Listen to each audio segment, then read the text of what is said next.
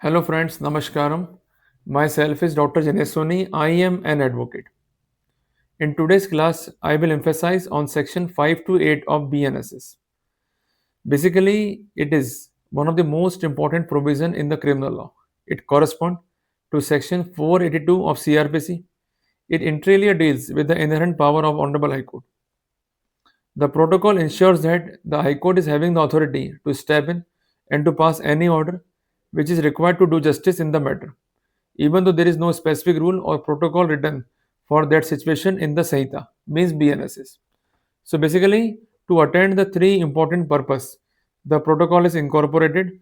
The law says that nothing in the BNSS can limit the power of Honorable High Court to make any order to give effect to any order under the BNSS. Basically, the protocol is incorporated to ensure that the court orders are actually complied with or actually followed. Number two, to prevent the abuse of process of any court. For example, to stop the legal system from being used as a tool for harassment, and apart from that, it empowers the Honorable High Court to pass any order to do justice, because it is generally said that justice must not be done, it must be seems to be done. So basically, for that purpose, the process of section 5 to 8 of BNSS is usually used. So basically, if we are having the anti-corruption case against us, and the case is as per section 7 of PC8, and the allegation of prosecution is that you have committed the offense of anti-corruption, but your defense plea is that you are not the public servant, you are the private person, and you are prosecuted in isolation.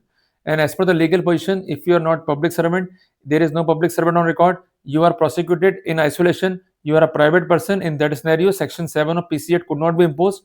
So if theory is clear, in that scenario we could easily chalk out the case for abuse of process. In that scenario, despite of facing the trial, we could directly move before the Honorable High Court as per the mandate of section 5 to 8 of BNSS and could secure remedy in our favor.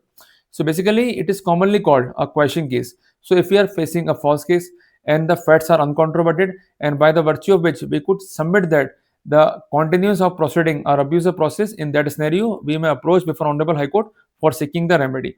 So basically, the common grounds for questions are no offense disclosed. Even though everything the accuser says is true, it still does not technically constitute a crime under the law. We could avail the remedy.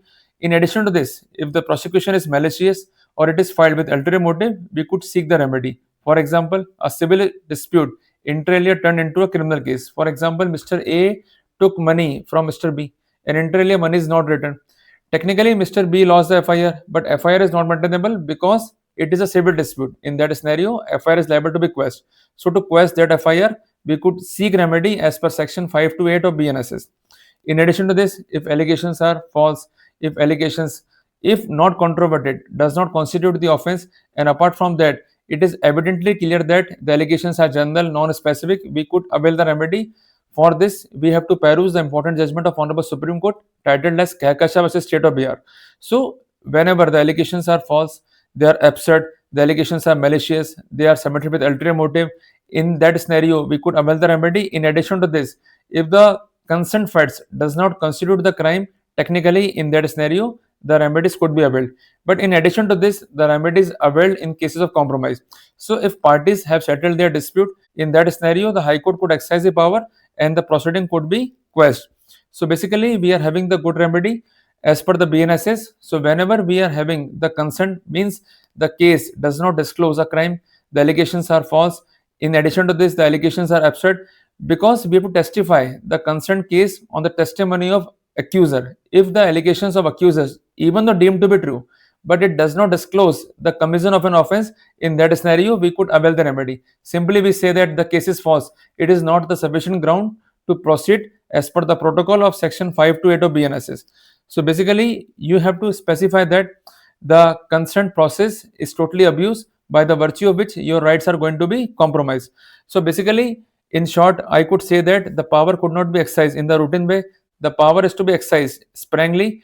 The basic formula is in the rare of rare cases where the intervention is quite required. Apart from that, section 5 to 8 of BNSS is not substitute of trial. If the facts are controversial, in that scenario, the accused persons is to face the trial. If the facts are uncontroverted, and even though accuser is saying true, technically the offense is not constituted, in that scenario, the quashing remedy could be availed.